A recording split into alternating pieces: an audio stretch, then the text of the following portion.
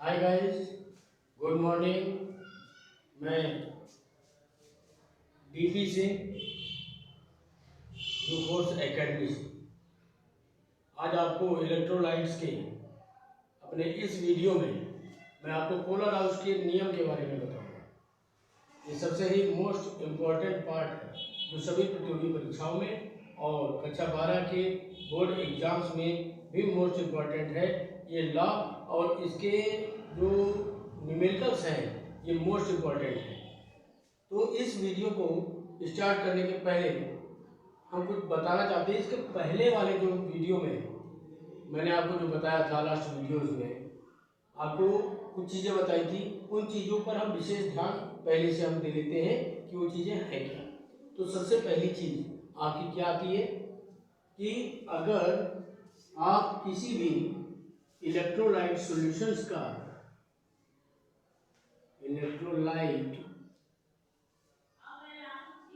Solutions का क्या कहते हैं, आप डाइल्यूशन करते हैं। क्या कहते हैं? डाइल्यूशन उसका करते हैं। पहले का मतलब उसमें इलेक्ट्रोलाइट सॉल्यूशंस में आप पानी मिलाते हैं, ठीक है, उसको डाइल्यूट करते हैं। तो डाइल्यूट करने पर उसका क्या होता है, उसका कंडक्टेंस क्या होता है, इंक्रीज होता है। क्या इंक्रीज होता है? कंडक्टेंस क्या होता है, इंक्रीज होता है। मतलब कंडक्टेंस उसका क्या है, बढ़ता है। क्या होता है, उसका कंडक्टेंस जो है इंक्रीज होता है। तो कंडक्टेंस इंक्रीज क्यों होता है, इसके इंक्रीज होने का रीजन क्या है, होने इसके बढ़ने का जो रीजन है, रीजन क्या होता है, जो आयंस होते हैं, इलेक्ट्रोलाइट्स के जो आयंस होते हैं उनके आयनों के बीच का जो अट्रैक्शन फोर्स होता है, वो अट्रैक्शन फोर्स क्या होता है, कम हो जाता है, डिक्रीज हो जाता है। ठीक है, तो यहाँ पर क्या लिखेंगे, क्या कम हो जाता है, ये होता है क्योंकि इसका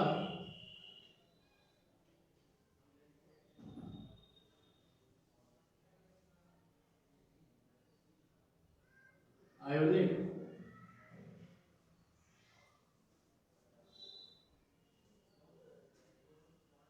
अट्रैक्शन फोर्स ये क्या होता है, कम हो जाता है। मतलब आपका क्या हो जाता है, ये आपका घट जाता है। ठीक है, तो इसके घटने से एक चीज और आती है, क्या आता है, आयनिक मोशन जो है, मोलेशन का है, का आयनिक मोशन क्या हो जाता है, इंक्रीज होता है। क्या हो जाता है, आयोनिक मोशन आपका क्या होता है, इंक्रीज हो जाता है। मतलब आपका क्या हो जाता है, बढ़ जाता है। आयनिक मोशन आपका क्या है, बढ़ जाता है। आयनिक मोशन जब बढ़ जाता है तो इसका क्या है, कंडक्टेंस भी आपका क्या है, इंक्रीज हो जाता है। और आयनिक मोशंस के बढ़ने के कारण, आयनिक मोशन के बढ़ने के कारण क्या होता है, एक अगली चीज और आ जाती है, इसका जो कंडक्टिविटी है वो कम हो जाती है।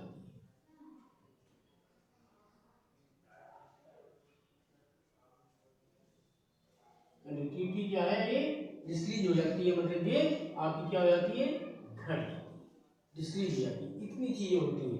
ठीक है, आयन अट्रैक्शन फोर्स क्या होता है, डाइल्यूशन को बढ़ाने पर, डाइल्यूशन को क्या करने पर, बढ़ाने पर इसका क्या होता है, कंडक्टेंस भी आपका बढ़ता है।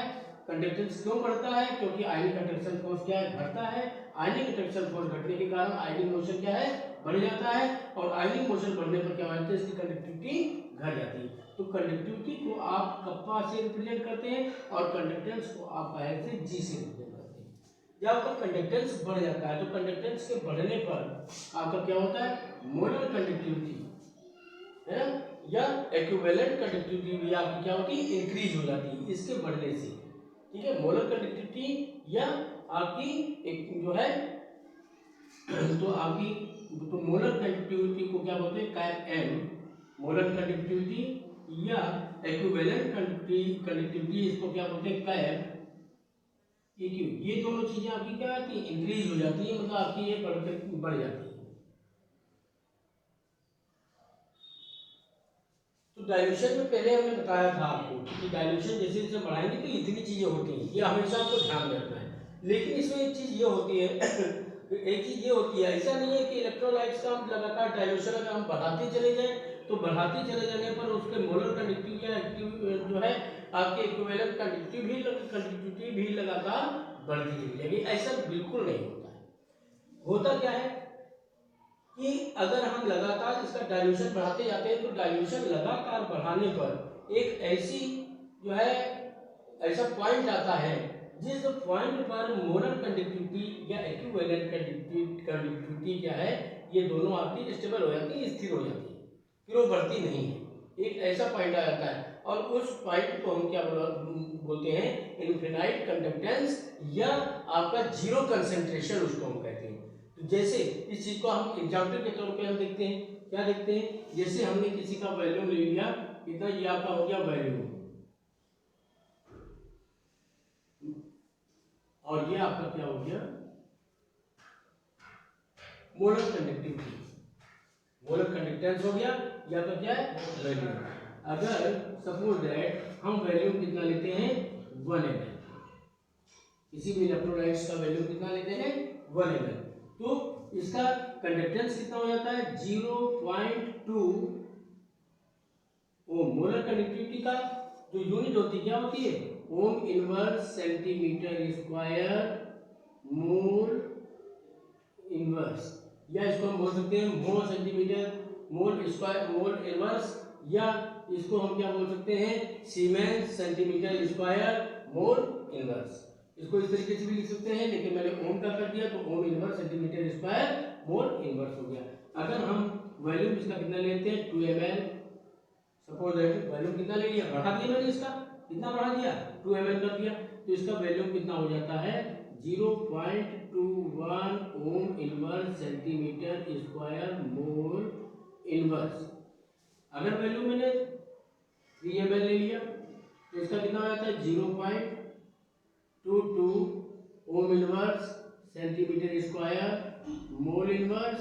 इसी तरीके से अगर मैंने 4 ml ले लिया तो इसका वैल्यूएशन कितना बढ़ जाएगा 0.23 ओम inverse centimetre square mole inverse. और इसी तरीके से 5 ml ले लिया तो इसका कितना हो जाता है 0.24 ओम inverse centimetre square mole inverse. और अगर 6 ml ले लिया मैंने तो 6 ml लेने पर कितना हो जाता है 0.25 ओम inverse centimetre square mole inverse. इसी तरीके से हम क्या करते हैं वैल्यूम लगातार हम इसका बढ़ाते चले जाते हैं, वैल्यूम क्या करते हैं धीरे धीरे इसका वैल्यूम बढ़ाते चले जाते हैं।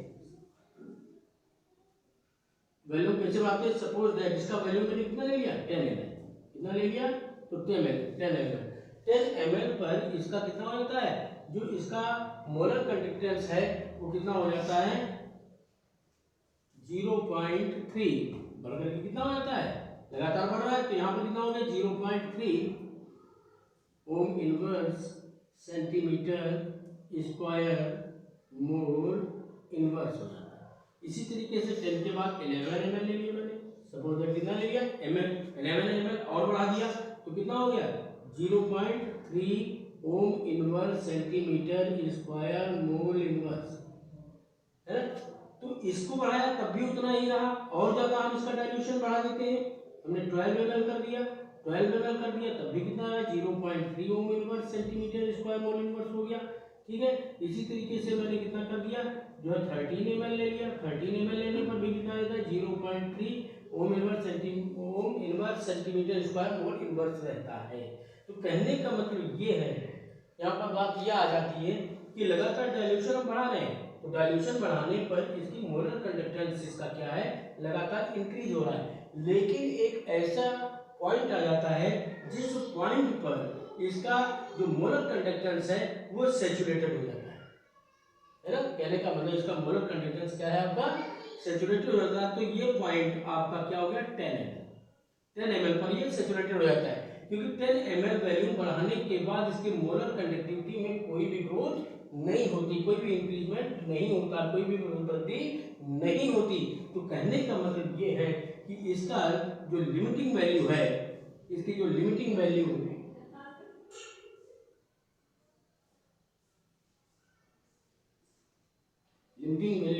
कितनी आती है 10 ml, कितनी आती है 10 ml।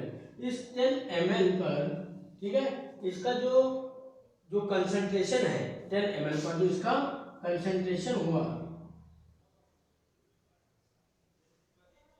जो 10 ml पर इसका जो कंसंट्रेशन है वो आपका क्या कहलाता है, इनफिनाइट कंडक्टेंस। क्या कहलाता है आपका, इनफिनाइट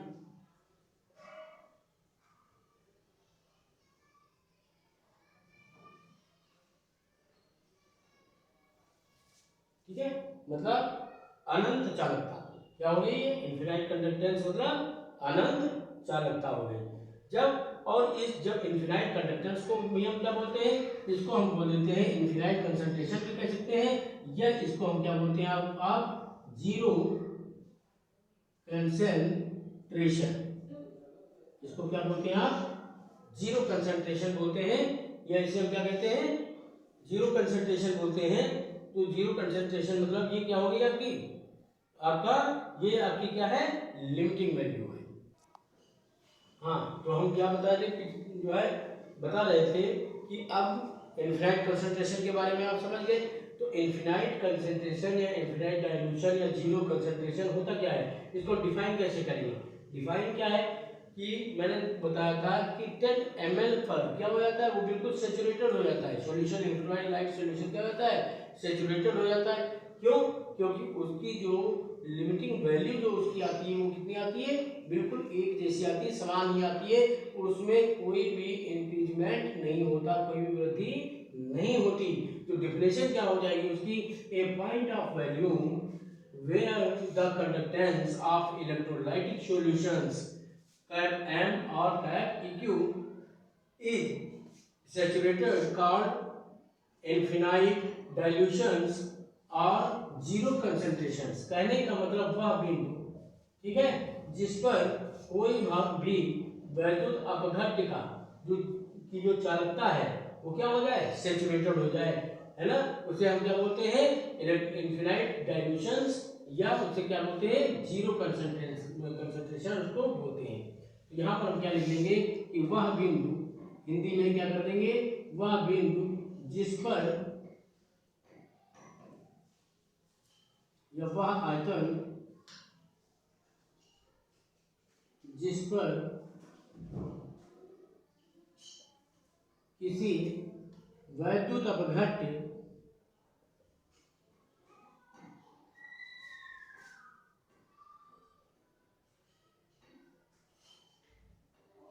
का की चालकता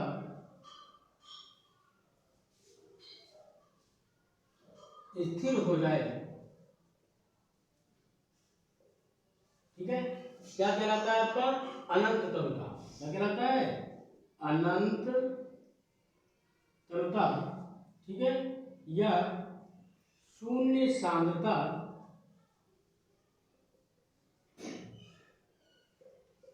कहलाती है, शून्य सांद्रता कहलाती है। तो इनफिनाइट सॉल्यूशंस के बारे में, इनफिनाइट डाइल्यूशंस के बारे में आप समझ गए, मतलब अनंत तरता के बारे में आप समझ गए। इन चीज पर विशेष ध्यान दीजिए, मेरे शब्दों पर ध्यान दीजिएगा, ठीक है। तो इन छोटी छोटी चीजों को हमेशा अपने दिमाग में रखनी है, इनको हटानी नहीं है। अगर इनको आप हटा देंगे तो जो है सब गड़बड़ हो जाएगा, फिर आपको रट्टा मारना पड़ेगा। इसलिए छोटी छोटी चीजों को हमेशा ध्यान में रखना चाहिए, उनको अपने दिमाग के अंदर फिट कर लेना चाहिए। तो आपका जो इनफिनाइट डाइल्यूशंस है ये कितनी चीजों पर डिपेंड करता है, बात ये आती है, ये चीज को हमेशा ध्यान में रखना, कितनी चीजों पर डिपेंड करता है। तो आपका जो इनफिनाइट डाइल्यूशंस आपका कितनी चीजों पर डिपेंड करता है, 3 चीजों पर। कौन कौन सी आती है, पहली चीज आपका है इसका जो है डाइल्यूशंस। पहली चीज कौन सी आती है इसकी,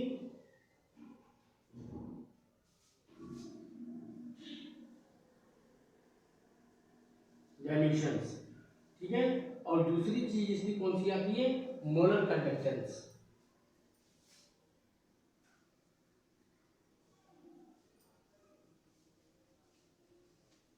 और तीसरी चीज आपकी आ जाती है limiting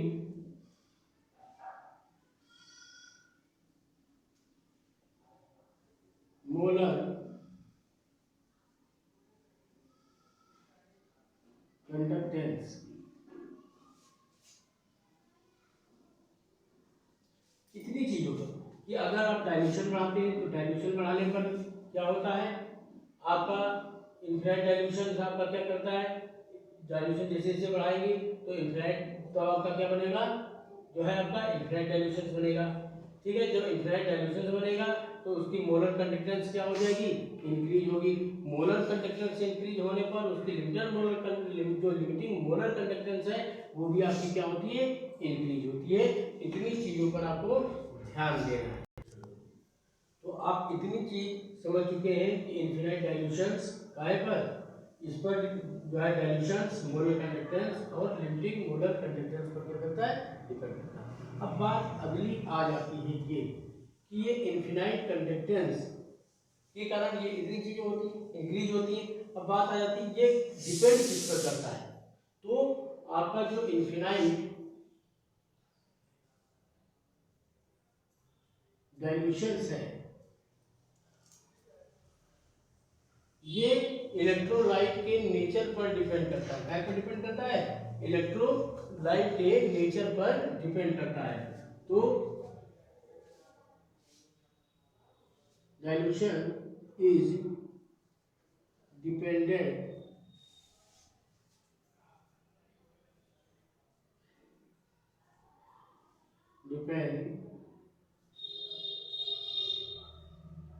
to electrolytes solution nature। ये इलेक्ट्रोलाइट के सॉल्यूशन, इलेक्ट्रोलाइट जो विलयन है आपका वैद्युत अपघट्ट जो विलयन है, इसके नेचर पर ये क्या करता है, इन्फिनाइट डाइल्यूशन क्या करता है, डिपेंड करता है। ठीक है, तो ये नेचर कैसा होता है, तो इलेक्ट्रोलाइट सॉल्यूशंस के नेचर कितने होते हैं, वैद्युत अपघट्ट आपके होते हैं कितने टाइप के, 2 टाइप के। एक होता है आपका कौन सा, स्ट्रॉन्ग, और एक कौन सा होता है आपका वीक। तो ये 2 टाइप के आते हैं, एक आता है स्ट्रॉन्ग इलेक्ट्रोलाइट्स और दूसरा होता है आपका वीक इलेक्ट्रोलाइट्स। स्ट्रॉन्ग इलेक्ट्रोलाइट और दूसरा आता है आपका वीक इलेक्ट्रोलाइट। मतलब स्ट्रॉन्ग इलेक्ट्रोलाइट मतलब प्रबल वैद्युत अपघट्ट, हमने पढ़ा होगा, प्रबल वैद्युत अपघट्ट। और ये होता है आपका दुर्बल वैद्युत अपघट्ट। ये 2 टाइप के होते हैं, एक होता है आपका प्रबल जो है स्ट्रॉन्ग इलेक्ट्रोलाइट्स और दूसरा होता है आपका वीक इलेक्ट्रोलाइट्स। तो बात आती है स्ट्रॉन्ग इलेक्ट्रोलाइट्स पर, ये कैसे डिपेंड करता है, क्योंकि जो आपका स्ट्रॉन्ग इलेक्ट्रोलाइट्स होता है इसका जो इसकी जो आयनिक वैल्यू होती है, मतलब वियोजन की जो मात्रा होती है अल्फा, अल्फा क्या होती है इसकी 100%, वियोजन की मात्रा इसकी कितनी होती है 100% होती है। कहने का मतलब 100% और अल्फा इक्वल टू कितना होता है 1 के, ये।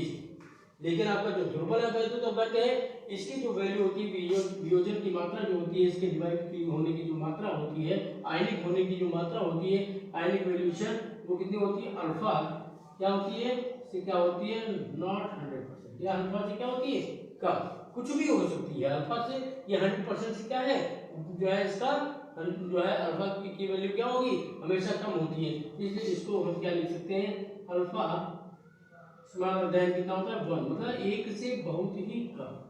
इसकी वियोजन मात्रा क्या होती है बहुत ही अल्प आयनित होता है, और ये क्या होता है पूरी तरीके से आयनित होता है।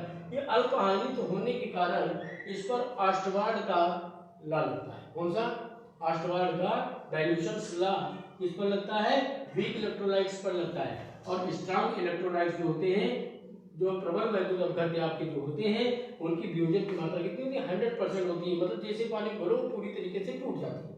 ठीक है, उनका अल्फा इक्वल टू वैल्यू कितनी होती है 1। अब बात आती है ये, क्या बात आती है कि इसका अल्फा इक्वल टू 1 है, मतलब वियोजन की मात्रा इसके 100% वियोजन इसका हो जाता है। तो फोर्स इसका ionic force of attraction force of ion इसका क्या होता है, सबसे क्या होता है बिल्कुल 0 हो जाता है, क्या होता है घटता है ना, ऑटोमेटिक, इसमें कोई क्या होता है वृद्धि नहीं होती। अट्रैक्शन फोर्स ऑफ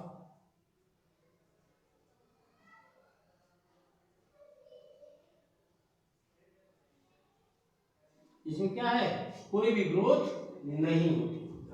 कोई भी ग्रोथ क्या है इसमें, जो है इसके आयन के जो आकर्षण बल है, आयनों का जो आकर्षण बल है, इसमें कोई वृद्धि नहीं होती। मतलब आयनों का आकर्षण बल, आयनों का आकर्षण बल इसमें क्या होती है, कोई वृद्धि नहीं होती। इसके साथ ही एक दूसरी चीज और आ जाती है, इसका क्या होता है, कंडक्टेंस। केवल क्या बढ़ता है, इसका कंडक्टेंस बढ़ता है। कंडक्टेंस में क्या होती है, इसकी ग्रोथ होती है। कंडक्टेंस इसका क्या बढ़ता है, तो केवल इसका कंडक्टेंस इसका बढ़ता है। कंडक्टेंस के बढ़ने के कारण, है ना, कंडक्टेंस इसका जो है चालकता इसकी बढ़ती है। क्यों, क्योंकि 100% क्या हो जाता है, आयनिक हो जाता है, इसलिए इसकी क्या है, कंडक्टेंस भी बढ़ती है। और कंडक्टेंस बढ़ने के कारण इसका जो मोलर कंडक्टेंस है ना, या इसको क्या बोलते हैं, इक्विवेलेंट कंडक्टेंस, ये भी आपका क्या होता है, इंक्रीज होता है। ये भी आपकी क्या है, बढ़ती है। अब इस चीज को हम ग्राफ के द्वारा क्या करते हैं, स्ट्रॉन्ग इलेक्ट्रोलाइट्स जो है इसका जो डाइल्यूशंस है, डाइल्यूशंस पर इसकी जो ये कंडक्टिविटी है, कंडक्टेंस है इसका, मोलर कंडक्टेंस या आपका इक्विवेलेंट कंडक्टेंस, इसको हम ग्राफ के द्वारा क्या करते हैं, निरूपित करते हैं। ग्राफ इसका देखते हैं, ग्राफ के द्वारा इस पर कैसा इसका ग्राफ बनता है। तो देखिए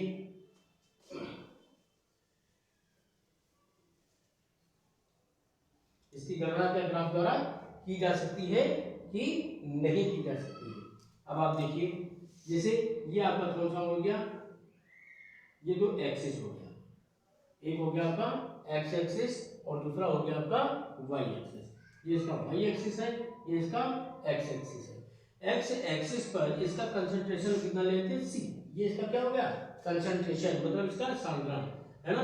और ये इसकी यहाँ पर जो ये वाई एक्सिस पर इसकी जो वैल्यू है, ये आपकी क्या हो गई, लैम्डा एम हो गई, लैम्डा एम। अब इनफिनाइट सॉल्यूशंस में हम देखते हैं कि धीरे धीरे इधर करने पर इसका क्या होगा, कंसंट्रेशन बढ़ेगा। इधर से इधर की ओर आएगा तो इसका कंसंट्रेशन क्या होगा, बढ़ेगा। मतलब लैम्डा, ये आपका सी कंसंट्रेशन क्या हो जाएगा, यहाँ पे जीरो हो जाएगा। कंसंट्रेशन इसका क्या हो जाएगा, जीरो हो जाएगा। यहाँ पर इसको हम किस रूप में लेते हैं, रूट सी के रूप में लेते हैं। तो माना कि मुझे कहाँ पर कोई कंसंट्रेशन पॉइंट कहाँ मिलता है, इस जगह पर मिलता है, और थोड़ा सा कंसंट्रेशन बढ़ाते हैं तो कहाँ मिलता है, यहाँ पे पॉइंट मिलता है, और कंसंट्रेशन बढ़ाते हैं तो कहाँ पॉइंट मिलता है, ये मिलता है, और कंसंट्रेशन बढ़ाते हैं तो कहाँ पर पॉइंट मिलता है, ये मिलता है। तो इस तरीके से इनकी एक रेखा हम खींच करके देखते हैं, तो इसमें ये लाइनिंग करते हैं तो इसका कंसंट्रेशन क्या होता है, इस टाइप से होता है। कहने का मतलब यहाँ पर क्या हो जाता है, क्रॉस शेप आ जाता है, क्या आ जाता है, क्रॉस। तो जहां पर जिस पॉइंट पर कंसंट्रेशन बढ़ाने पर लैम्डा एम और कंसंट्रेशन की वैल्यू इक्वल हो जाती है, वो आपका क्या कहलाता है, इनफिनाइट क्या हो जाती है, मोलर कंडक्टिविटी कहलाती है। क्या कहलाती है, इनफिनाइट मोलर कंडक्टिविटी कहलाती है। इस इनफिनाइट मोलर कंडक्टिविटी के लिए फार्मूला हम क्या लगाते हैं, फार्मूला एक आपने देखा ही होगा, पढ़ा होगा, मैथ वाले बच्चे हैं तो इसका क्या होता है formula, y equal to mx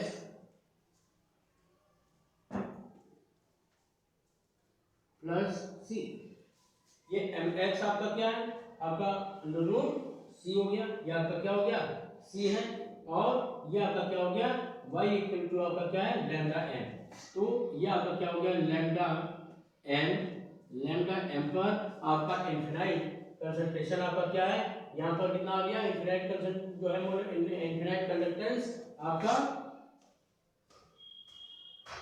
infinite molarity ये इतनी आ गई, प्लस यहाँ पर इसका क्या है, ये आपका क्या होगा, कंसंट्रेशन सी, और ए क्या आ गया, इसका कांस्टेंट आ गया। इसका फार्मूला क्या होता है, ये फार्मूला बनता है किसके लिए, प्रबल वैद्युत घट के लिए, स्ट्रॉन्ग इलेक्ट्रोलाइट्स के लिए। तो स्ट्रॉन्ग इलेक्ट्रोलाइट्स, जो आपका ये स्ट्रॉन्ग इलेक्ट्रोलाइट्स है, इसके जो आपका जो हमको निकालना है ग्राफीय निरूपण द्वारा, हमको सीधे ये पता चल जाता है कि सीधे पता चल जाता है कि इसका ग्राफीय निरूपण किया जा सकता है। ठीक है, इसके इनफिनाइट डायमेंशन का क्या है, सीधे निरूपण किया जा सकता है। अब हम आते हैं आपके वीक इलेक्ट्रोलाइट्स पर, इसका हम ग्राफीय निरूपण करके देखते हैं कि इसका ग्राफीय निरूपण होता है कि नहीं होता है। अब अगली चीज हम बताते हैं किसके लिए, वीक इलेक्ट्रोलाइट्स के लिए।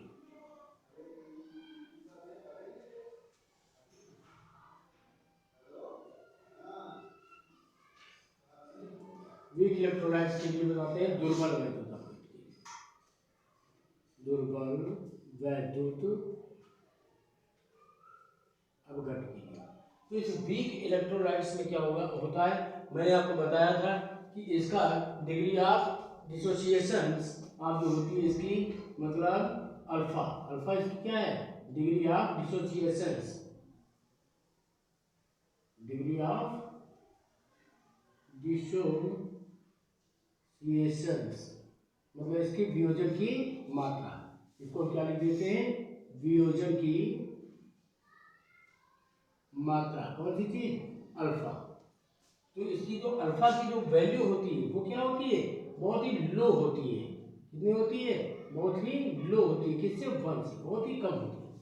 तो डिग्री ऑफ डिसोसिएशन क्या है, लो होने के कारण इस पर कौन सा लगता है, ऑस्टवाल्ड, कौन सा लगता है, ऑस्टवाल्ड का, ठीक है, ऑस्टवाल्ड लॉ लगता है, ऑस्टवाल्ड का डाइल्यूशन लॉ, वो क्या लगता है इसके ऊपर, इस पर दुर्बल वैद्युत अपघट पर, इलेक्ट्रोलाइट्स पर।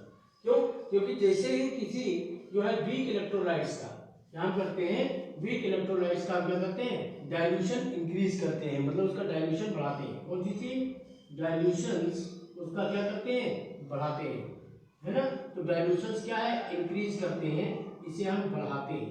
तो डाइल्यूशन बढ़ाने पर, इंक्रीज करने पर, ठीक है, डाइल्यूशन बढ़ाते हैं, तो डाइल्यूशन के बढ़ाने पर एक चीज आ जाती है कि अट्रैक्शन फोर्स ऑफ आयन, ये क्या होता है, ये कम होता है।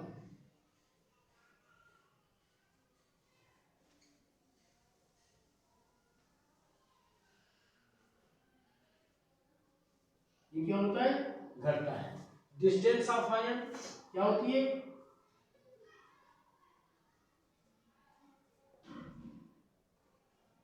ये क्या होती है, इंक्रीज होती है। डिस्टेंस ऑफ आयन क्या होती है, इंक्रीज होती है, मतलब आयनों के बीच की दूरी बढ़ जाती है। और अट्रैक्शन फोर्स ऑफ आयन क्या होता है, ये आयनों के बीच का जो अट्रैक्शन फोर्स होता है, आकर्षण बल होता है, ये क्या होता है, घटता है। तो इन दोनों चीजों की घटता है। जब ये अट्रैक्शन फोर्स घटा और डिस्टेंस आयंस की बढ़ी, तो इनका मोबिलेशन मतलब इनकी गति या इनका मोशन, इनका क्या होता है, मोशन, इनका क्या होता है, इंक्रीज होता है, मतलब इनका मोशन भी इंक्रीज होता है। तो मोशन के इंक्रीज होने पर इनका क्या होता है, कंडक्टेंस, इनका क्या होता है, इंक्रीज। और जब इनका कंडक्टेंस इंक्रीज होता है, तो कंडक्टेंस के इंक्रीज होने पर, कंडक्टेंस के इंक्रीज होने पर कौन सी चीज इनकी बढ़ जाती है, इनकी मोलर कंडक्टिविटी, कौन सी चीज, मोलर कंडक्टेंस या इक्विवेलेंट कंडक्टेंस भी आपका क्या हो जाता है, इंक्रीज हो जाता है। कहने का मतलब आपका मोलर कंडक्टेंस या इक्विवेलेंट कंडक्टेंस आपका क्या होता है, ये दोनों चीजें इंक्रीज होती है, ठीक है।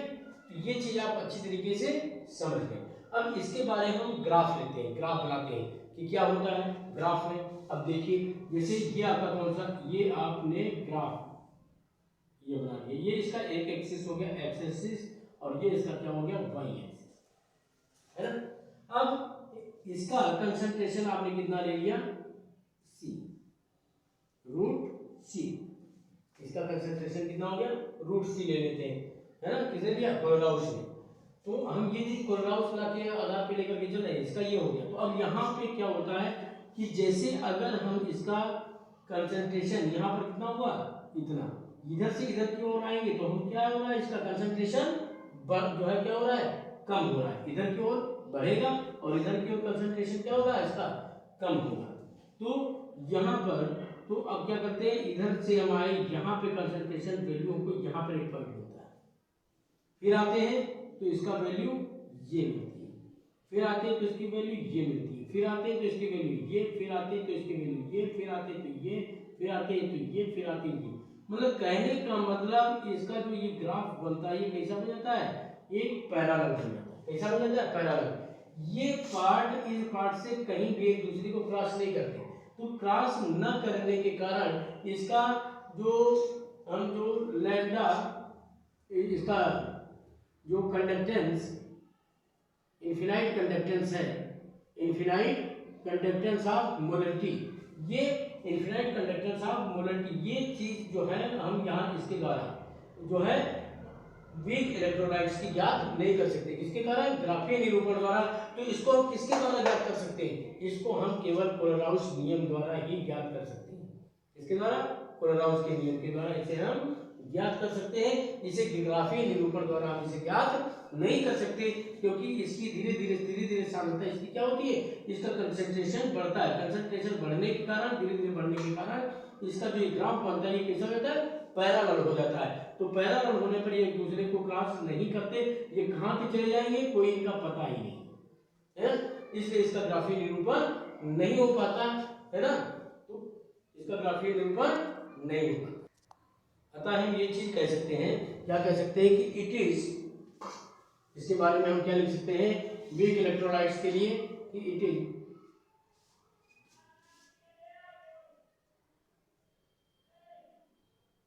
not possible,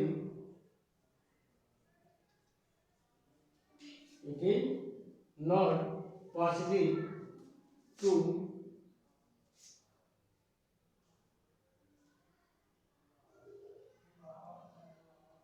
weak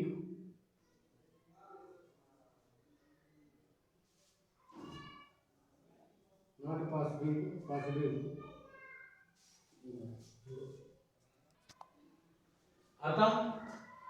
अतः दुर्बल जो वैद्युत अपघट होता है, वीक इलेक्ट्रोलाइट्स होता है, इसका ग्राफीय निरूपण संभव नहीं होता है।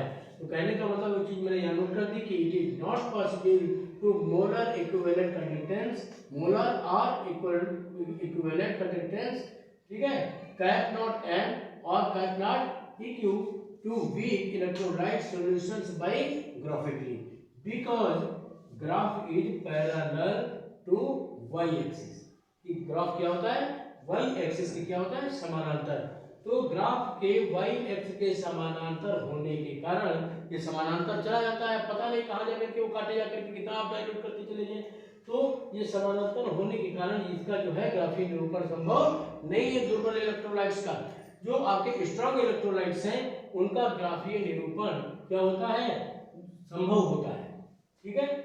लेकिन जो आपके दुर्बल वैद्युत अपघट हैं, आपके वीक इलेक्ट्रोलाइट्स हैं, इनका ग्राफीय जो है निरूपण संभव नहीं है, ठीक है। तो इसका ग्राफीय, तो इसका, इसे हम किसके द्वारा पता लगाते हैं?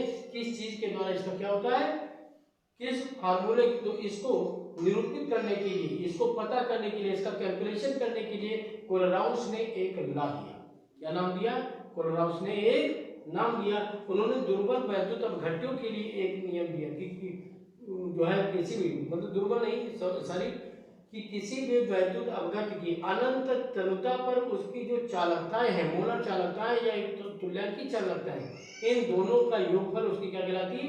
चालकता कहलाती है। अनंत तनुता पर किसी विद्युत अपघट की जो चालकता है वो उसकी जो है उसके आयनों की, धनायनों की चालकता और ऋणायनों की चालकताओं के योगफल के बराबर होती है। तो कोलराउस का नियम क्या है कि किसी भी, ध्यान से सुनिए, कि किसी भी वैद्युत अपघट के लिए उसकी जो मोलर चालकता या तुल्यांकी चालकता जो होती है उसके धनायनों की चालकता, अनंत तनुता पर धनायनों की चालकता और ऋणायनों की चालकताओं का योगफल होती है।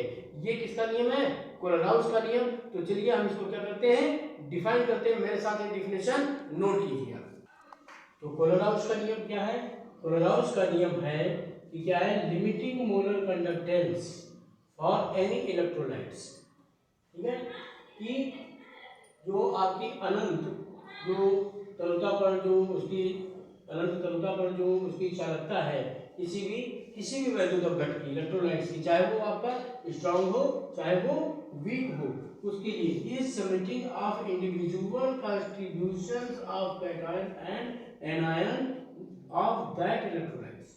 मतलब कोई भी जो वैद्युत अपघट है उसकी अनंत तनुता पर उसकी जो तुल्यांकी या मोलर जो चालकताएं होती हैं, मतलब लिमिटिंग मोलर कंडक्टेंस, मतलब जो तुल्यांकी चालकताएं हैं किसी भी इलेक्ट्रोलाइट सॉल्यूशंस के लिए, वो किसी भी इंडिविजुअल जो है आपके कंट्रीब्यूशन में क्या करती हैं? उनके कैटायन और एनायन ये क्या होती हैं, समेटिंग होती हैं, योग के बराबर होती हैं। तो कहने का मतलब क्या है कि अनंत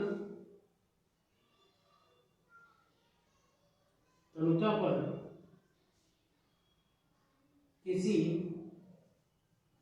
वैद्युत अपघट, मैंने दुर्बल नहीं लिया है, किसी लिया है, कोई भी, या स्ट्रॉन्ग के लिए भी लागू होता है नियम और वीक के लिए, लेकिन स्ट्रॉन्ग के लिए ग्राफीय निरूपण किया जा सकता है और वीक इलेक्ट्रोलाइट्स के लिए ग्राफीय निरूपण नहीं किया जा सकता। इसलिए हम क्या करते हैं, कोलोराउस नियम लगाते हैं। तो अनंत तनुता पर किसी वैद्युत अपघट, ठीक है, अनंत तनुता पर किसी वैद्युत अपघट की तुल्यांकी अथवा मोलर चालकता, तुल्यांकी अथवा मोलर चालकता मतलब लिमिटिंग मोलर कंडक्टेंस उसकी क्या है, मतलब कैप नॉट एम और कैप नॉट इक्विवेलेंट, ठीक है, क्या है,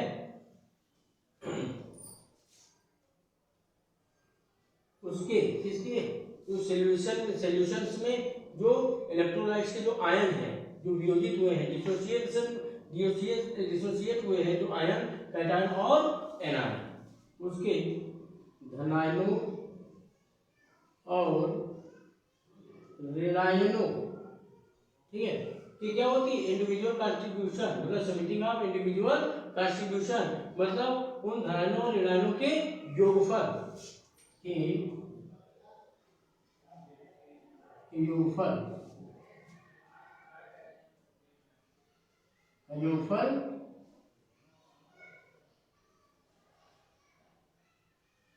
की चालकताओं के योगफल के बराबर होता है, ये बराबर होता है, मतलब अनंत तनुता पर किसी वैद्युत अपघट की तुल्यांकी अथवा मोलर चालकताएं क्या है, उसके धनायनों और ऋणायनों की चालकताओं के योगफल के बराबर होते हैं, कब, अनंत तनुता में। ये क्या है इसका, ये आपका क्या है, कोलोराउस का नियम।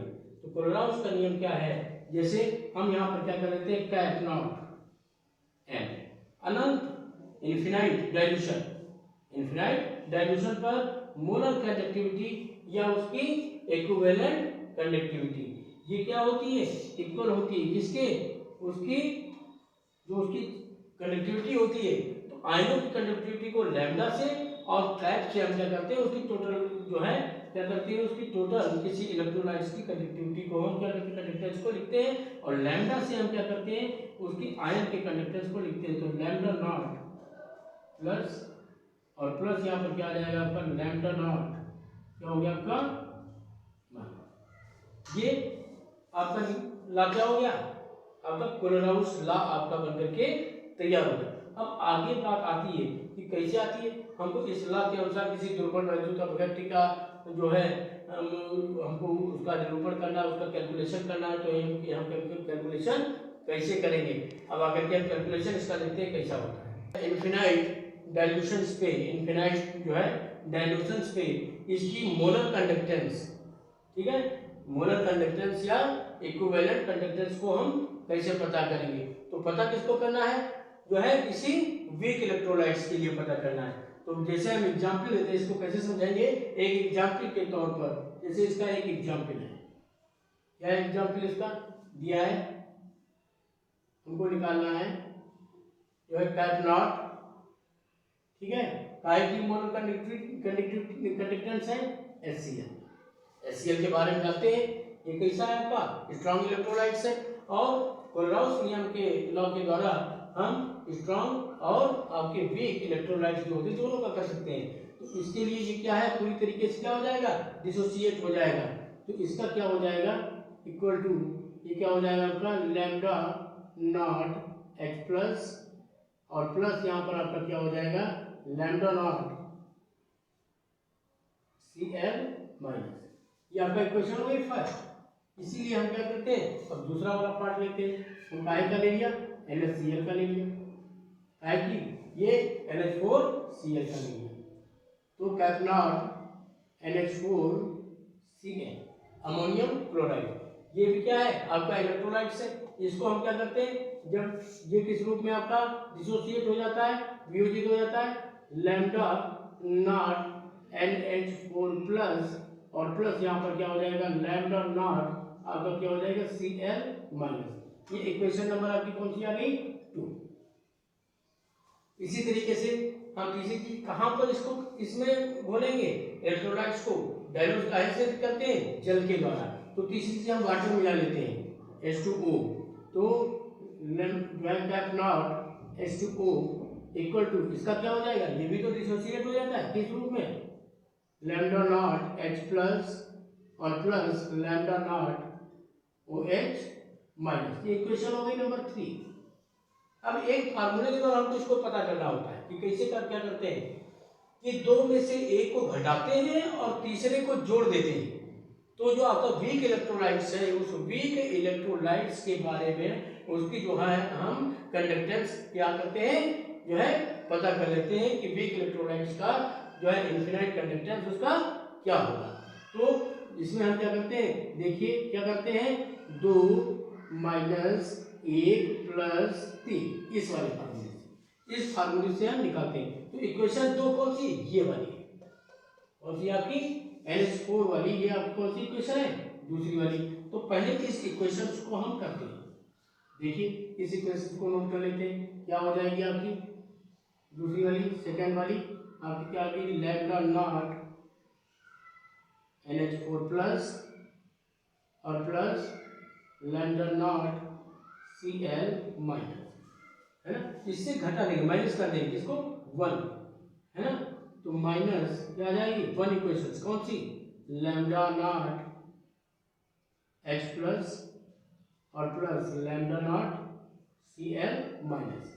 अब इसमें तीसरी इक्वेशन ये क्या करेंगे ऐड कर देंगे, प्लस तीसरी आपकी कौन सी हो गई लैम्डा नॉट H प्लस और प्लस यहाँ पर क्या हो जाएगा लैम्डा नॉट OH माइनस। अब इस तीनों को हम क्या करेंगे ओपन कर देंगे, तो आपका क्या आ जाएगा lambda naught NH4 plus plus lambda naught Cl minus, ये क्या हो गया आपका माइनस का लैम्डा नॉट H प्लस और प्लस आपका लैम्डा नॉट ये माइनस क्योंकि माइनस माइनस हो जाएगा minus lambda naught Cl minus और प्लस यहाँ पर क्या हो गया लैम्डा नॉट H प्लस और यहाँ पर आपका क्या हो गया लैम्डा नॉट OH माइनस। अब इस पूरी इक्वेशंस में हम क्या करते हैं, इसमें देखते हैं कौन सी चीज कैंसिल होने वाली है। तो ये आपका लैम्डा नॉट Cl माइनस कैसा पॉजिटिव और यहाँ लैम्डा नॉट Cl माइनस कैसा है नेगेटिव, दोनों को क्या कर दिया कट कर दिया। यह लैम्डा नॉट H प्लस है नेगेटिव में और यहाँ लैम्डा नॉट H प्लस आपका क्या है पॉजिटिव, ये दोनों चीजें आपकी क्या होंगी कैंसिल होंगी। तो बचा आपका क्या lambda naught NH4 plus lambda naught NH4 plus और प्लस यहाँ पर आपका क्या बचा लैम्डा नॉट OH माइनस। अब ये दोनों चीजें किसकी हो गई, इसकी कंडक्टिविटी हो गई, ये दोनों चीजें कंडक्टिविटी आपकी आ गई इनफिनाइट कंडक्टेंस पे किसकी आ गई NH4OH NH4OH। इस तरीके से वीक इलेक्ट्रोलाइट्स का हम क्या करते हैं, वीक जो आपका दुर्बल वैद्युत घट है उसकी जो है मोलर इनफिनाइट डाइल्यूशंस पे उसकी मोलर कंडक्टिविटी या इक्विवेलेंट कंडक्टिविटी को हम ज्ञात कर लेते हैं। और इसके ये बहुत ही मेन चीज है, इंपॉर्टेंट चीज है। इस चीज में जितना मैंने बताया है मेरे शब्दों पर ध्यान दीजिएगा, आपको ये चीज बहुत आसान लगेगी। अब इस पर बिल्कुल खेल के न्यूमेरिकल आधारित हैं, बिल्कुल खेल वाले कोलराउस के नियम में। तो अगले पार्ट में हम आपको क्या देंगे, इसके बिल्कुल कोलराउस लाके आपको न्यूमेरिकल्स बताएंगे जो बहुत ही आसान खेल आसान न्यूमेरिकल्स हैं, जैसे बच्चों वाले आसान न्यूमेरिकल्स। इस तरीके से आप उसे दौड़ते हुए खेलते हुए लगाएंगे। ठीक है, अगर आपको हमारा वीडियो अच्छा लगे तो उसे लाइक और शेयर जरूर कर दीजिएगा। धन्यवाद।